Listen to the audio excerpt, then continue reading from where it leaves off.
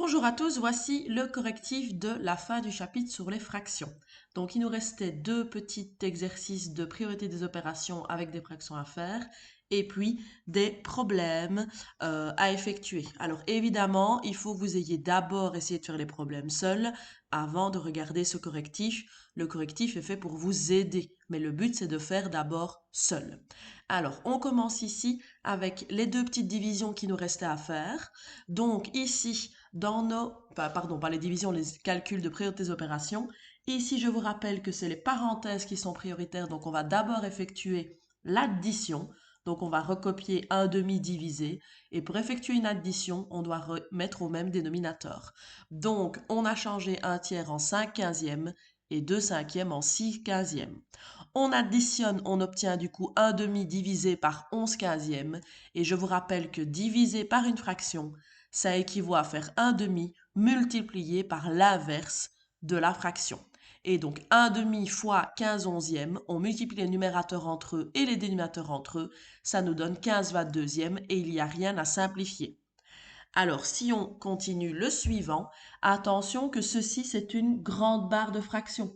Donc on doit d'abord, ici c'est comme si c'était tout ceci, divisé par tout ceci. Donc on va d'abord calculer l'entièreté du numérateur et puis l'entièreté du dénominateur et ensuite on pourra effectuer la division.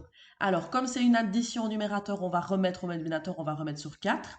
Ici une soustraction, on va remettre sur 6, ce qui nous donne 6 quarts plus 1 quart sur 10 sixièmes moins 3 sixièmes. On additionne notre numérateur et on soustrait dans le dénominateur, ça devient donc 7 quarts divisé par 7 sixièmes. Et puis on fait la règle que diviser par une fraction, c'est reprendre la fraction du numérateur qui est 7 quarts et c'est multiplier à la place de diviser par l'inverse de 7 sixièmes, donc 6 septièmes. Alors le 7 et le 7 se simplifient, ça fait 1 et 1. Le 6 et le 4 se simplifient en 2, ça fait 3 et 2. Et donc réponse finale, 3 demi. Ce qui termine les opérations sur les fractions. Et maintenant, on commence les problèmes. Alors, c'est parti pour le premier problème. Voici les parts des votes obtenus suite à une enquête sur les super-héros préférés des enfants. Alors, Superman a obtenu 3 cinquièmes des votes et Batman a obtenu 1 huitième des votes. Quelle part reste-t-il à Wonder Woman? Alors, comme c'est des parts d'un tout, c'est comme si je prenais des parts d'une tarte. Donc, si je prends une tarte, que quelqu'un mange 3 cinquièmes et que quelqu'un mange 1 huitième, que me reste-t-il pour Wonder Woman, par exemple? Donc la tarte, évidemment, c'est l'unité. Donc on va faire 1. On va retirer à 1 moins 3 cinquièmes de Superman et 1 huitième de Batman. Et donc on doit faire une soustraction. Nous allons tout réduire au même dénominateur. Donc de 5 et de 8, on va remettre sur 40, y compris évidemment le 1 qui est 1 unième.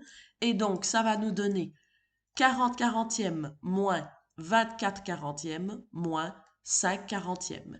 Et donc, réponse, il nous reste 11 quarantièmes, la part de Wonder Woman. Donc, bien penser qu'il y a l'unité qui forme tous les votes. Donc, à l'unité, j'enlève la part de l'un, la part de l'autre pour trouver la troisième part manquante. Alors, question suivante, sachant que 2000 enfants ont voté, combien ont voté pour chacun des super-héros? Nous connaissons la part de vote de chacun. Donc, on peut calculer 3 cinquièmes des 2000 enfants pour trouver combien ont voté pour Superman. Et donc, 3 cinquièmes sans calculatrice de 2000. On peut simplifier le 2000 et le 5, ça fait 401. Et donc, ça nous fait comme calcul simple 3 fois 400. Donc, ça fait 1200 enfants ont voté pour Superman. Alors, 11 quarantièmes de 2000, on peut simplifier 2000 et 40, ça fait 51. Et 11 fois 50, ça nous fait 550 enfants ont voté pour Wonder Woman. Et ensuite, pour Batman, un huitième, on va diviser en 8 et nous obtenons du coup que 250 enfants ont voté pour Batman. N'hésitez pas à mettre pause évidemment sur les vidéos pour avoir le temps de copier correctement toutes les réponses. Alors, problème suivant. On descend. Dina, Camille, Elodie et Lydia reçoivent une récompense pour un travail. Voici les répartitions. Dina aura 2 quinzièmes, Camille aura 1 neuvième, tandis qu'Elodie et Lydia devront se partager le reste de la récompense équitablement. Quelle fraction de la récompense auront Elodie et Lydia? Encore une fois, la récompense c'est le total, donc la récompense c'est l'unité, c'est comme s'il y avait une tarte. Dina a 2 cinquièmes, Camille a 1/9 de la tarte, que reste-t-il pour Élodie et Lydia? Donc je vais avoir ma tarte, l'unité, 1, moins la part de Dina, 2/5, moins la part de Camille, 1/9. Encore une fois, exactement comme l'exercice précédent, on va remettre au même dénominateur. Alors 15 et 9, il y a 45 qui est dans leur table. Donc on peut faire le 1 unième sous-entendu, c'est 45 45e, moins 6 45e, moins 5 45e. Donc j'ai refait x 3 ici, et là j'ai fait x 5, et j'ai bien compensé les numérateurs. Ce qui nous donne comme calcul, 45 moins 6 moins 5, ça nous fait 34 45e. Donc il reste en tout, pour Lydia et pour Élodie, il leur reste 34 45e. Mais comme elles se partagent équitablement la différence, enfin ce qu'il reste, pardon, on va tout simplement diviser la part restante en 2. Donc je vais diviser 34 45e en 2. Diviser par 2, c'est comme si je multipliais par 1/2. Et en effectuant la multiplication de fractions, j'obtiens évidemment 17 45e. On aurait pu évidemment directement dire que 34 45e divisé en 2, c'est 17 45e. On sait qu'on divise le nombre de parts restantes par 2, mais que le nombre de dénominateurs reste le même. Imaginez une tarte quand vous faites ça. N'oubliez pas que pour un problème en français, il faut une réponse en français. Donc Élodie et Lydia recevront chacune 17 45e de la récompense.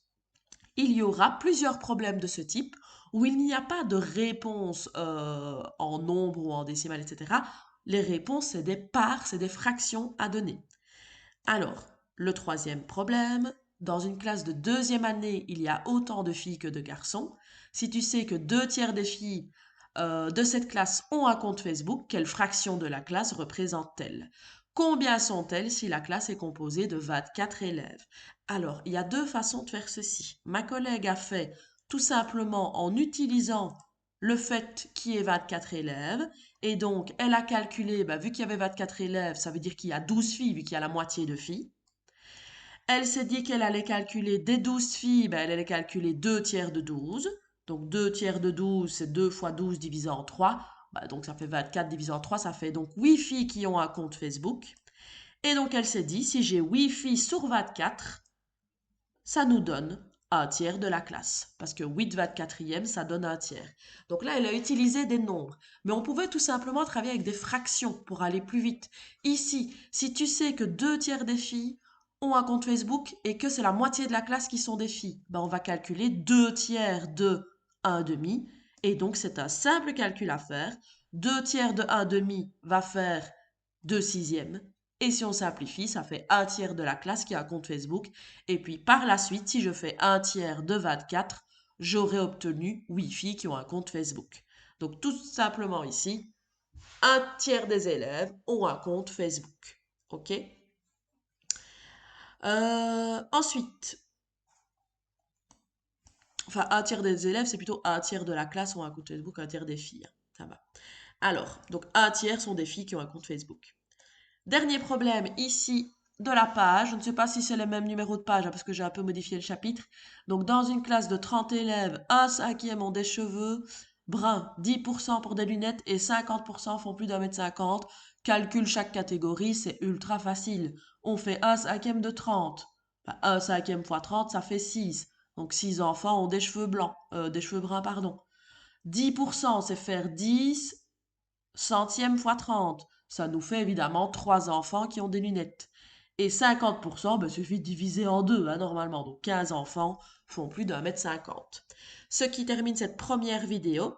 Nous allons passer ensuite au reste du problème dans la seconde vidéo.